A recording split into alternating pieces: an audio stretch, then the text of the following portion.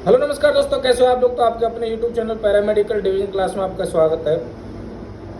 एक नीति है ओटीसी यानी कि ओवर द काउंटर। इसके अंतर्गत क्या है कि बिना डॉक्टर के प्रिस्क्रिप्शन के आप किसी भी मेडिकल स्टोर से दवाई ले सकते हैं, जैसे कि खांसी, जुकाम, बुखार, डायरिया, ऐसी कुछ छोटी एक बीमारियों की आप बिना किसी डॉक्टर के प्रिस्क्रिप्शन के किसी भी स्टोर से आप दवाई ले सकते हैं, मेडिकल स्टोर से।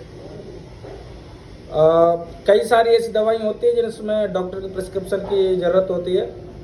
मैं ये बात क्यों कर रहा हूँ, इसका मुद्दा ये है कि अभी कुछ दिन पहले ही एक मीटिंग हुई है ओटीसी। आपको मैं बताता हूँ कि एक समिति बनाई गई है ओटीसी, ओवर द काउंटर, और वो ये विचार कर रही है कि दवाओं की जो प्रारंभिक सूची है उसमें मंथन में ये विचार है उनका कि कुछ दवाएं जो आसानी से बिना प्रिस्क्रिप्शन के किसी भी स्टोर से बेची जा सकती हैं या खरीदी जा सकती हैं, उनको जनरल जो दुकानें होती हैं, प्रोविजनल जो स्टोर होते हैं, परचूने की जो दुकान होती है, उन पर भी उपलब्ध कराया जा सकता है, उनसे भी आप खरीद सकते हैं।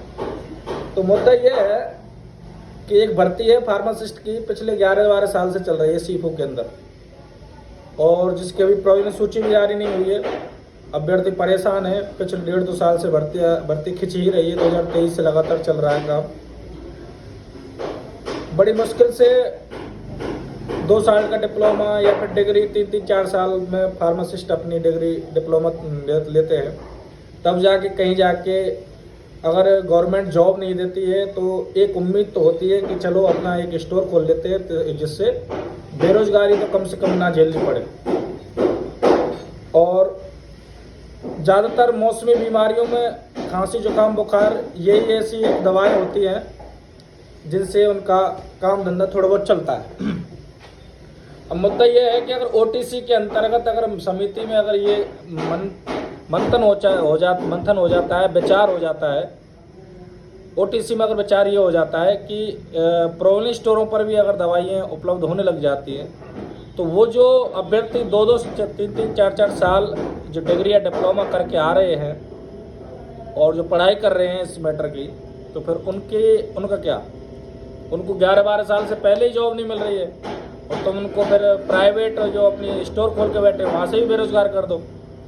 तो ये सोचने का विषय है। बाकी सरकार का नियम है, उसके खिलाफ वैसे भी कोई नहीं जा सकता है। जो भी कुछ करेगी उनका खुद का विचार है, और कोई ना कोई आइडिया ही होगा, इसके तहत ये समिति बनाई गई है।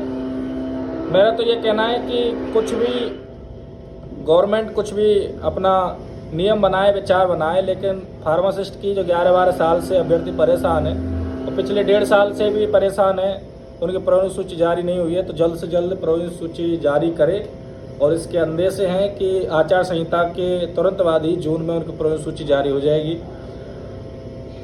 फार्मासिस्ट के बारे में बात की जाए तो जो कमेटी बनाई गई थी, बाहर के जो डॉक्यूमेंट की जांच करने के लिए जो टीमें भेजी गई थी, कुछ एक बाहरी राज्यों के डॉक्यूमेंट की जांच करके टीमें वापस अभी आ गई हैं, और कुछ एक की जांच अभी नहीं हुई है, बाकी है। तो अब टीमें वापस 29 अप्रैल के बाद प्रत्येक राज्यों में जाएंगी और बचे हुए डॉक्यूमेंट की जांचें करेंगी। यानी कि अभी फार्मासिस्ट के जो डॉक्यूमेंट है बाहरी राज्यों के, उनके पूरे नहीं हुए हैं। बाकी आपका क्या विचार है वो आप मुझे कमेंट के माध्यम से बता सकते हैं। आज की जानकारी में बस इतना ही। अगर आपको हमारी जानकारी अच्छी लगी तो आप हमारे चैनल को सब्सक्राइब कर सकते हैं। आगे की वीडियो देखने के लिए इस प्रकार हमारे साथ बने रहिए। तब तक के लिए नमस्कार, धन्यवाद, सत श्री अकाल।